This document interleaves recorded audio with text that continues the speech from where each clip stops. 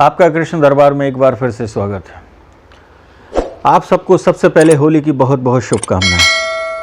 पिछले सप्ताह हमने आपसे एक प्रश्न किया था कि जनक जी ने अयोध्या मतलब राजा दशरथ के यहाँ न्योता क्यों नहीं भेजा सीता स्वयंवर का, जबकि लंका से रावण आया, बाणासुर जैसे राक्षस आए, बड़े बड़े महारथी आए, परंतु अयोध्या भर को न्योता नहीं भेजा। यह हमारा पिछले सप्ताह का प्रश्न था। तो इसके पीछे एक छोटा सा कारण है कि जनक जी ने न्योता क्यों नहीं भेजा। तो उसके लिए हम चलते हैं कि एक बार जनक जी जब जवानी का समय था उनका, तो जनक जी और एक कथा के अनुसार है ये कि जनक जी और उनके भाई यह दोनों जंगल में शिकार करने गए हुए थे। कई बार लोग वह कहेंगे कि जनक जी को ब्रह्म ऋषि कहा गया है, वह शिकार करने क्यों गए या क्या हुआ, ये अलग प्रश्न है, एक अलग कथा है। लेकिन जो कथा है, जो पद्म पुराण और आपके वाल्मीकि रामायण, कंब रामायण, जहाँ जो वृत्तांत मिलता है, उसमें से इस प्रश्न को हमने उठाया था। तो उस कथा के अनुसार जब जनक जी एक बार जंगल में चल रहे हैं और अपने भाई के साथ और शिकार करते करते उन्हें हिरण को निशाना बनाया है तीर मारते हुए, तो वो भूल गए थे कि उस समय जब उनने जैसे ही हिरण की आवाज़ पे तीर मारा और वह तीर जाकर एक गाय को लग गया। गाय को लगने के कारण वह गाय मर जाती है। जब गाय मर जाती है तो ये ब्रह्म ऋषि थे, इनने तुरंत देखा आके, अरे ये मुझसे क्या अपराध हो गया, हम तो गौ की रक्षा करते हैं और मेरे यहाँ तो गौ मर गई, माने मुझे गौ हत्या लग गई। और वो खूब रोए। रोते हुए उनके जो छोटे भाई थे उनसे कहा, ये बताओ अभी इस समय हम किस जंगल में हैं, वो किस क्षेत्र में हैं, किसकी सीमा में है, ये हमारी ही सीमा है कि नहीं। तो उनके छोटे भाई ने कहा, नहीं, यहाँ से अयोध्या की सीमा चालू हो गई और हम अयोध्या की सीमा में जंगल के रास्ते प्रवेश कर गए हैं। और अयोध्या में आने के कारण अब इस समय यहाँ के राजा दशरथ हैं जो चक्रवर्ती राजा हैं, तो आप ऐसा क्यों पूछ रहे हो। तो जनक जी ने कहा, बात इतनी सी है कि मुझसे बहुत बड़ा घोर अपराध हो गया है, मुझसे आज गौ हत्या हो गई है और इसका मैं प्रायश्चित करना चाहता हूँ। मैं यहीं बैठा हूँ इस गाय के पास, तुम जाओ, दशरथ जी हमारे मित्र हैं, और उनको बताना सारी घटना और उनसे कहना कि गौ हत्यारे की तुम्हारे अवध में जो भी सज़ा होती है वह सज़ा मुझे दीजिए, मैं स्वीकार करूँगा।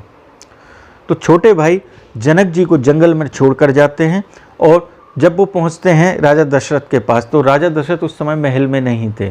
पता लगा कि वह सरयू नदी में स्नान कर रहे हैं। तो सरयू नदी के समीप यह पहुंचते हैं। तो उस समय एक यज्ञ की तैयारी चल रही थी। तो राजा दशरथ अपने गुरु वशिष्ठ जी के साथ सरयू नदी का जल हाथ में लिए हुए एक कलश में, और वो महल तरफ जा रहे थे। रास्ते में जनक जी के छोटे भाई ने उनको प्रणाम किया। उन्होंने कहा, राजन एक समस्या लेकर आए हैं। उन्होंने कहा, बोलो।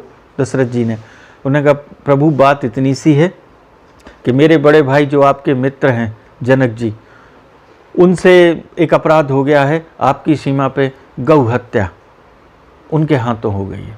तो आप कृपा करके कोई जो भी आपके यहाँ सज़ा दी जाती हुई, उस अपराध का जो भी दंड दिया जाता है वह उसको भोगने के लिए तैयार है। तो दशरथ जी ने कहा, देखो इस समय मैं फैसला नहीं कर सकता, क्योंकि फैसला किसी भी न्याय करने के लिए तुरंत नहीं किया जाता, पहले मैं उसके गुण रहस्य तक पहुंचूंगा। तुम एक काम करो, जनक जी हमारे मित्र हैं, उनसे कहो कि हमारे अतिथि गृह में निवास करें, जब मैं यज्ञ से फ्री हो जाऊंगा तो मैं फिर इसका फैसला करूंगा कि उन्हें क्या सज़ा दी जाए या न दी जाए, क्या उन्हें दंड किया है, इसके बारे में मैं सोचूंगा। दशरथ जी के ये कहने पर उनके छोटे भाई ने कहा जनक जी के कि महाराज वो तो इतना रो रहे हैं कि जैसे खुद की संतान खत्म हो गई हो, बहुत तड़प रहे हैं, वो अतिथि गृह नहीं आएंगे, आप तो कोई यहीं से जो भी सज़ा दे जाए वह भोगने के लिए तैयार हैं। दशरथ जी ने कहा, मैं तो भाई इस समय यज्ञ की दीक्षा ले चुका हूँ और यज्ञ के लिए मैं जल लिए जा रहा हूँ, अब मैं क्या करूँ। उन्हें गुरु वशिष्ठ जी की ओर देखा तो गुरु वशिष्ठ जी ने कहा, अब आपका जो निर्णय हो महाराज करिए। तो उतने समय, क्योंकि सुबह भोर समय थी, उस समय वहाँ जो सफाई कर्मी, सफाई दरोगा थे, वो झाड़ रहा था। दशरथ जी ने कहा, भाई इधर आओ। उन्होंने कहा, जी महाराज। उन्होंने कहा, ये कलश लेकर जाओ और जाके गऊ पे जो मरी हुई है उस पर डाल देना और जनक जी से कहना, अब आप हमारे साथ आ जाओ। इस अपराध का कुछ दंड हम आपको वहाँ कम करके फिर हम यहाँ आके फैसला करेंगे। और दशरथ जी इतना कहते हुए चले गए। अब वो जो सफाई दरोगा था, जो सफाई कर रहा था, जो सफाई कर्मचारी था, उसने वह कलश हाथ में लिया जो दशरथ जी लिए हुए थे, और वह लेके जनक जी के छोटे भाई के साथ चला जंगल की ओर। जब वह जंगल पहुंचा तो वहाँ जनक जी की देखी अवस्था कि वो बहुत रो रहे हैं और बहुत तड़प रहे हैं।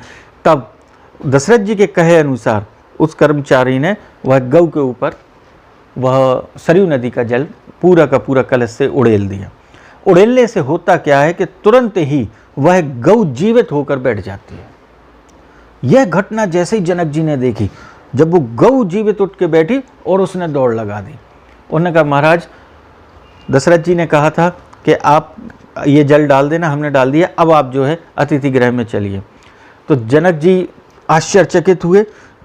उन्हें उस कर्मचारी को प्रणाम किया और प्रणाम करके कहते हैं कि आप हम आपके राजन दशरथ जी को हमारी तरफ से धन्यवाद देना, और अब हम हमारे ओर से जो हमारे ऊपर लगा हुआ था गौ हत्या का दोष वो मिटा दिया है, उसके लिए धन्यवाद कहना, हम फिर कभी उनसे मिलेंगे। इतना कहकर वह वापस लौट गए। जब सीता स्वयंवर हो रहा था तो सीता स्वयंवर होते होते उन्हीं के छोटे भाई ने जनक जी से कहा कि महाराज आप इतना बड़ा सीता स्वयंवर कर रहे हैं, आप देश विदेश जगह जगह से आपने एक से एक रथी और महारथी बुला रखे हैं, एक से एक महाशक्तिशाली बुलाए हैं, लेकिन आपने परम मित्र जिनने आपके ऊपर एहसान किया, आपके ऊपर से जो गौ हत्या का दोष हटाया, उनके लिए आपने निमंत्रण नहीं दिया। तो जनक जी ने कहा, सही कह रहे हो, मैं जानबूझकर उनको निमंत्रण नहीं दे रहा हूँ। तो उन्हें कौतूहलवश पूछा, क्यों नहीं दे रहे हैं? उन्होंने कहा, बात इतनी सी है, तुम खुद उस समय साक्षी हो, तुम्हारे सामने तुम गए थे तो दशरथ जी ने ना गुरु वशिष्ठ को भेजा, ना किसी आदमी को भेजा किसको? एक कर्मचारी को जो सफाई कर रहा था, और उसके जल डालते ही वह गौ जीवित हो गई।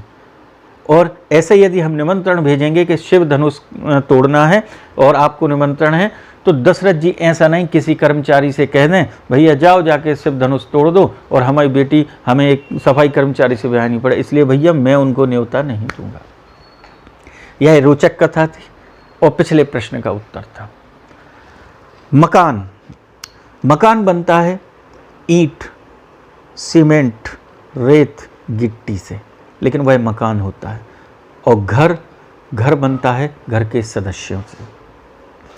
घर के सदस्य जब सद्भावना सहित एक परिवार में रहते हैं, मर्यादा सहित रहते हैं, एक दूसरे का मान सम्मान सहित रहते हैं, उस घर में श्री निवास करती है, माने भगवान सहित लक्ष्मी निवास करते हैं। और जिस घर में कलह दिन प्रतिदिन होता है, तो आपने देखा है रामायण के अंदर कलह जहाँ होगा वहाँ सबसे पहले उस जगह को भगवान छोड़ते हैं। तो रामायण के अनुसार जब राम अयोध्या में कलह का जन्म हुआ और कलह आई, इसके पीछे हम रामायण वाले एपिसोड में आपको बता चुके हैं कि कलह कैसे आई थी। तो कलह जैसे ही प्रवेश होती है अयोध्या में, तो सबसे पहले भगवान ने अयोध्या का घर छोड़ा। और भगवान ने अयोध्या छोड़ी तो उनके साथ श्री माने लक्ष्मी रूपी सीता उनके साथ हो ली। और जब सीता साथ हुई तो भक्ति रूपी लक्ष्मण भी उनके साथ हो गया। तो घर से भगवान निकले, लक्ष्मी निकली, भक्ति निकली। और उनके बाद भरत रूपी सेवा भक्ति जो थी वह भी 14 वर्ष तक अयोध्या के घर से बाहर, सीमा के बाहर रही। यह आप सब जानते हैं। तो रामायण हमें यहाँ सिखाती है कि यदि आप चाहते हैं कि आपके घर में श्री और भगवान का वास हो, तो आप अपने घर में कलह मत आने दीजिए, क्योंकि कलह घर को तोड़ती है। इसलिए रामायण में लिखा है, जहाँ सुमति तहाँ संपत्ति नाना और जहाँ कुमति तहाँ विपत्ति निदाना। विपत्ति आती है। रामायण में कुमति कहाँ से आई? तो इसमें आपको चलना पड़ेगा एक घर में। और घर में जो महिलाएं होती हैं, जब उनका विवाह होते तो हम क्या करते हैं? हम कहते हैं कि हम गृह लक्ष्मी ला रहे हैं। लेकिन यहाँ हमें देखना है, हमारी समझ होती है जो हमारे बुजुर्ग सिखा के गए हैं कि आपको घर में लक्ष्मी लाना है, कि लक्ष्मी की ही एक बहन है अलक्ष्मी, वह लाना है। लक्ष्मी आपके घर में आएगी तो आपके घर को सुंदर बना देगी, और अलक्ष्मी यदि आपके घर में आएगी तो आपके घर को, महल को भी एक दिन खंडर बनाने में उसको समय नहीं लगेगा। यह घर की स्त्रियों पर निर्भर होता है, क्योंकि घर स्त्री, बच्चे और बुजुर्गों से होता है। और जब घर की महिला ही एक साथ नहीं रहती तो उस घर में कलह होता है। इसके लिए हम एक छोटा उदाहरण हम आपको आगे देने वाले हैं, लेकिन उसके पहले आपको चलना है कि रामायण में कलह आई कहाँ से? माता कैकेयी का मायके पक्ष, मतलब मंथरा। महाभारत में कलह हुई, उसका कारण गंधारी के साथ आया मायके पक्ष से उसका भाई। इस बात को आप समझे, समझने की कोशिश करिए। इसका एक छोटा सा कारण है, जब भी चाहे वो मेरी बेटी हो, यदि किसी के घर में जाती है तो हमारा फ़र्ज होता है, हम कहते हैं ना हमने उसका कन्या दान किया है, तो दान की हुई चीज़ पर अपना अधिकार नहीं जताया जाता। हम उसके लिए कोई कष्ट है हम लोग खड़े रहेंगे, लेकिन उसकी घर की संस्कृति और आपकी घर की संस्कृति में अंतर होता है, इसलिए उस संस्कृति में आपको अपनी संस्कृति नहीं मिलाना है। क्योंकि मायके पक्ष के लोग जब अपनी बेटी को सलाह देते हैं तो उसका ससुराल पक्ष टूट जाता है, ये ध्यान रखिएगा। इसलिए सबसे बड़े दो उदाहरण आपके सामने हैं, रामायण का और महाभारत का। तो घर में मायके पक्ष की सलाह नहीं लेना है, आपको अपनी बुद्धि से चलना है, और आपको लक्ष्मी बना के लाया गया था ससुराल में, तो आप लक्ष्मी बन के रहिए। इसका एक छोटा सा उदाहरण है, सतयुग की एक कथा आती है। एक घर था, उस घर में 4 बच्चे थे। उन 4 बच्चों की शादी करती है माँ और पिता, और धीरे एक एक करके एक एक बहू लाते हैं। 4 बहुएं आती हैं। अब वो चारों बहुएं आती हैं, अब घर में होता है कलह की स्थिति। क्यों? चारों में ये रहता है कि सबसे अधिक काम मैं नहीं करूँगी, सबसे अधिक काम मैं नहीं करूँगी। ये नहीं कि चारों मिल के काम करें, नहीं, वो अपना अपना काम बांटना चाहते हैं। अब होती स्थिति ये है कि एक दूसरे से उनमें द्वेष आना चालू होता है, और द्वेष आदमी के अंदर के अहंकार को जागृत कर देता है। और जब द्वेष और अहंकार जैसा आदमी के अंदर आ जाते हैं तो बुद्धि काम करना बंद कर देती है, उसके अंदर स्वार्थ उत्पन्न हो जाता है। तो धीरे धीरे ये हुआ कि उन 4 बहुओं के आने से धीरे धीरे उस घर में छूट होने लगी, टूट होने लगी, है ना। बहुएं क्या करती थी कि घर से कोई मतलब नहीं है, तुम जाओ, हमें लिए अकेले खाने ले आना, हम अकेले कमरे में खा लेंगे, क्योंकि सब एक दूसरे को मुंह देखते हैं, इस रसगुल्ले को मैं ही अकेला खाना चाहती हूँ। जबकि प्रैक्टिकल आप लोग जानते हैं, यदि हमने कहीं बाहर खाना खाया और जब पूरा घर का लोग एक साथ बैठते हैं तो हम क्या कहते हैं, फलाने जगह की चीज़ बहुत अच्छी थी, और हमने अकेले खाया, उस रसगुल्ले का स्वाद हमें अलावा कौन जानता है। तो ये अकेलेपन की जो भावना जब किसी स्त्री के अंदर घर कर जाती है तो वह घर टूटने पर आ जाता है। यह चारों बहुएँ करती रहें। अब होता यह है कि समय पलटता है, सास की मृत्यु हो जाती है, और धीरे धीरे करके वो चारों बहुएं भी मृत्यु को प्राप्त होती हैं। अब मृत्यु प्राप्त होने के बाद अब जब वह धर्मराज के समक्ष पहुंचती है, क्योंकि सतयुग था, तो धर्मराज के सामने प्रश्न उत्तर किए जाते हैं। तो धर्मराज उनसे पूछते हैं कि चलो अब इनको चारों को चित्रगुप्त किस किस योनि में डालना है, तो देखिए। उन्होंने कहा ये बड़ी बहू है, कहने इसके कर्म बताओ। धर्मराज ने पूछा, तो चित्रगुप्त ने कहा कि ये बड़ी बहू क्या करती थी, ये अपने कमरे में अकेले बैठ के खाती थी, और कोई आता था देखने झांकता था तो मुंह पहुँच के बैठ जाती थी, और यदि कोई हंसी में पूछे कुछ खा रही है तो झूठ बोलती थी, तो इसका दंड आप क्या देंगे। तब उनने कहा एक काम करो, इसके लिए उसी घर के बाहर अकेलेपन में जो रात में बैठी रहती हैं एक गाय का रूप दे दो, उसे गाय बना दो। कि दूसरी बहू ये क्या करती थी, ये बड़ी बहू का अनुसरण करती थी, लेकिन इसके अंदर एक बहुत बुरी भावना थी, ये मन के अंदर जहर भरे रहती थी कि कैसे न कैसे करके बड़ी का नाम हो जाता है, मेरा नाम नहीं होता किसी काम में। तो वो कहीं ना कहीं जाके सास और अपनी बड़ी जो के कान में जहर भरती थी। तो उन्होंने कहा इसके अंदर जहर भरा रहा है, जाओ इसको नागिन का रूप दे दो।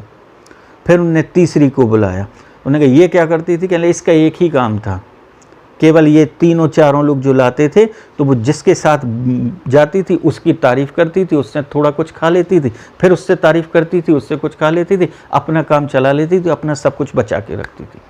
क्या लगे इसको उसी घर में पालतू गाय बना दो, बड़ी को घूमने वाली गाय, तीसरे नंबर की पालतू गाय। क्या लगे चौथी क्या करती थी, चलिए चौथी सबसे खतरनाक काम ये करती थी, उसका चलता था बहुत अधिक मात्रा में दिमाग। तो वह एक न एक को भड़काती थी और भौंकने का काम करती थी जैसे कुत्ते भौंकते। धर्मराज ने कहा इसको जाके कुत्ता की योनि दे। अब जब चारों को यह योनियाँ दी गई तो ये क्या हुआ कि वह जो सास थी वो फिर अगले जन्म में बहू बनकर आती है। सतयुग का समय था। जब बहू बनकर आती है तो वो एक, आपने भी प्रैक्टिकल देखा हो, कई बार आप अपने यहाँ घरों में देखते हैं कि हर घर के बाहर एक न एक गाय आती है और गाय आकर आती है और आप उसको पहली रोटी खिलाते हैं। तो वही बहू जो पहले पूर्व जन्म में सास थी वो बन के आती है और सबसे पहले ही उठा के रोटी उसको देती है। और कई बार प्रैक्टिकल आपने देखा होगा, जब गाय को आप लोग खिलाते हो तो उस गाय की आँख से आंसू गिरता है। वह सतयुग की कथा से इसका बहुत बड़ा कनेक्शन है। क्या मालूम मेरा कौन है वह रिश्ते में। वो इसलिए रोती है गाय कि मैंने इसके हिस्से का भी मैं खुद छुप के खा गई और ये मुझे अपने अन्न में से, अपने भंडार में से सबसे पहली रोटी दे रही। फिर आपने देखा होगा सबसे आखिरी की रोटी बचा के उन्होंने कहा कुत्ते को दे दी जाती है। कुत्ते को वही दी जाती है जो वो भौंकती रहती थी इधर उधर, मेरा कुछ नहीं हो रहा। उस घर को तोड़ने में इन चारों ने मदद की थी, क्योंकि ब्रह्मा जी ने एक घर बनाया था जैसे देवता तरसते हैं, इन चारों को तोड़ा। फिर सतयुग में धर्मराज ने उनको कुत्ते की योनि दिया। दूसरी को बनाया क्या, पालतू गाय। तो पालतू गाय ने अपना ऋण कैसे चुकाया, केवल दूध दे देकर पूरे जीवन वह खाती थी और जो दूध बनता था वह उस पूरे घर को खिलाया जाता था। उसने वैसे ऋण चुकाया। एक बनी थी जो नागिन, तो नागिन जो बनी थी तो उसको मंदिर के पास एक बामी में, यही जो सास पूर्व जन्म में बहू सास थी इस जन्म में बहू है, वह जाके वहाँ दूध रखाती है और वह दूध देखती है। लेकिन सर्प के दाढ़ में जहर होता है और जहरीला सर्प दूध नहीं पीता कभी, क्योंकि दूध और जहर की अनबन होती है, ये साइंस है। तो वह देखती रहती थी कि ये मुझे रख रही और मैंने केवल जहर दिया, इसलिए प्रकृति ने मुझे जहर दिया। अब धीरे धीरे धीरे उसकी जहर की जब शांति होती है, भगवान की कृपा होती है, उसके सीधे सीधे पाप कर्म जब करते हैं, पूरे ऋण को जब चुकाया जाता है, तब अगला जन्म मिलता है। अगले जन्म में ये चारों जाके फिर खड़ी होती है धर्मराज के पास, हमारा ऐसा अपराध क्या था, जब हम लोगों की नहीं बनती थी तो आप लोग तो भगवान हो, हमें एक घर में क्यों भेजा। तब धर्मराज जी हंसने लगे। धर्मराज ने कहा आपको मालूम है जो वह सास थी वह कौन है। कहले नहीं, पूर्व जन्म में वह तुम्हारी असली माँ थी और तुम चारों जो इस समय देवरानी जेठानी हो, चारों बहनें थी।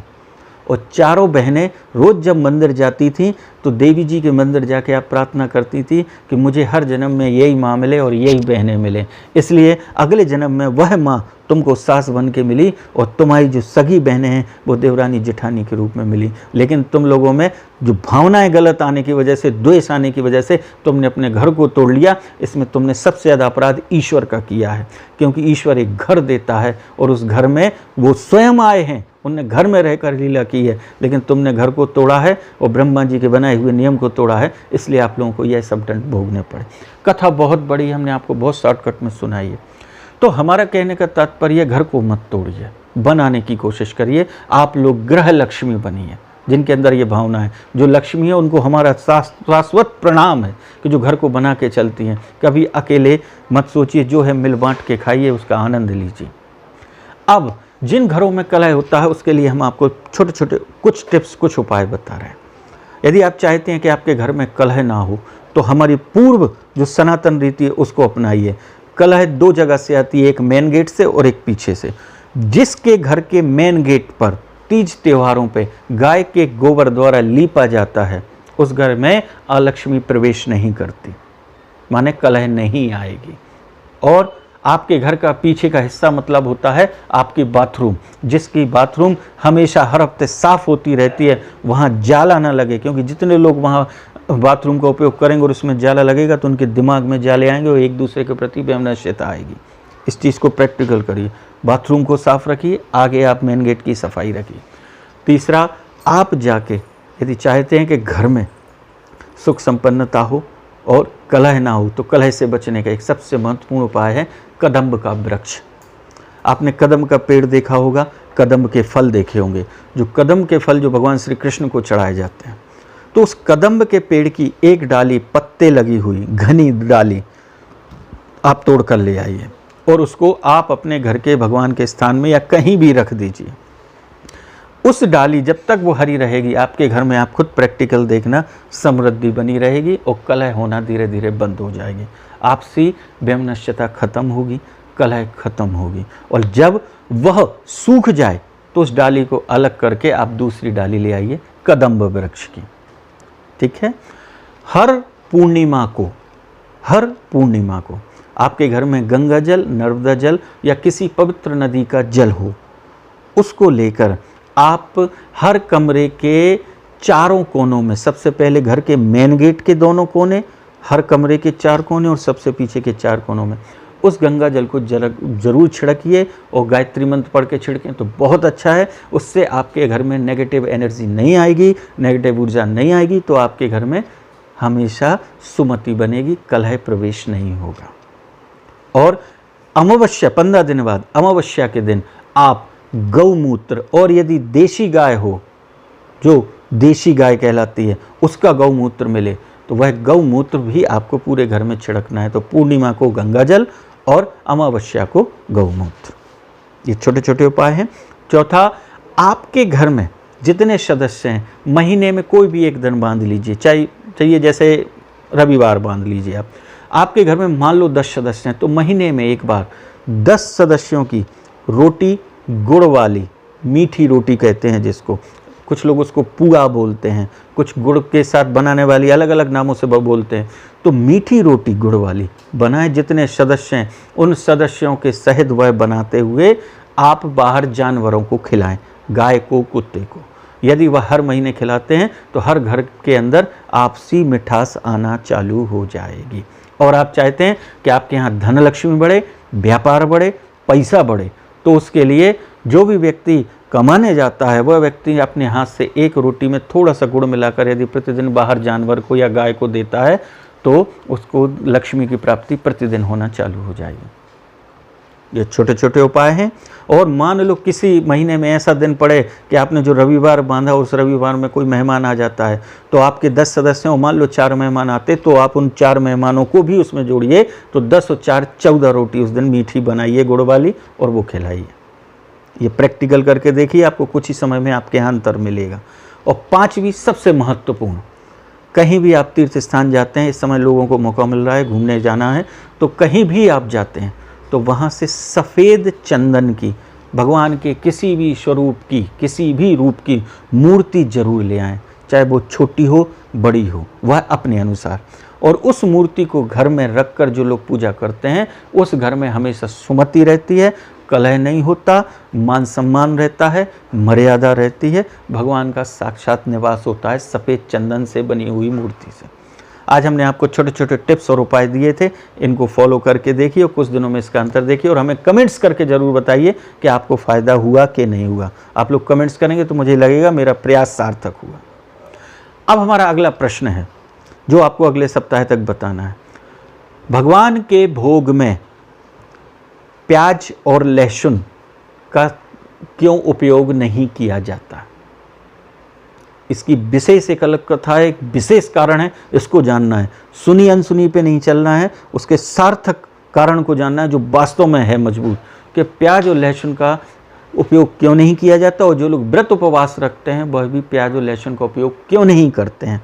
इसके बारे में जानेंगे हम अगले सप्ताह। चलिए, आज छोटा सा एक प्रयास किया था, यदि अच्छा लगे तो आप अपने जितने लोगों तक पहुंचा सकें, जितने घर बच जाएं, और जिन घरों में, हर घर में यदि सुख समृद्धि हो जाए तो हमारा सबसे पहले क्षेत्र, हमारा मोहल्ला, हमारे रिश्तेदार, हमारा पूरा देश जिस दिन अपने आप समृद्ध हो जाएगा और हमारा भारत एक दिन फिर से विश्वगुरु हो जाएगा। प्रयास आप लोगों तक इस छोटे छोटे टिप्स के लिए आप हर घर तक पहुंचाइए। मेरा ये प्रयास सफल कीजिए। भगवान श्री कृष्ण आपकी सारी मनोकामनाएं पूरी करें, आप स्वस्थ रहें, आपके घर में सुख समृद्धि रहे और सुमति रहे, इसी आशा सहित। जय श्री कृष्ण।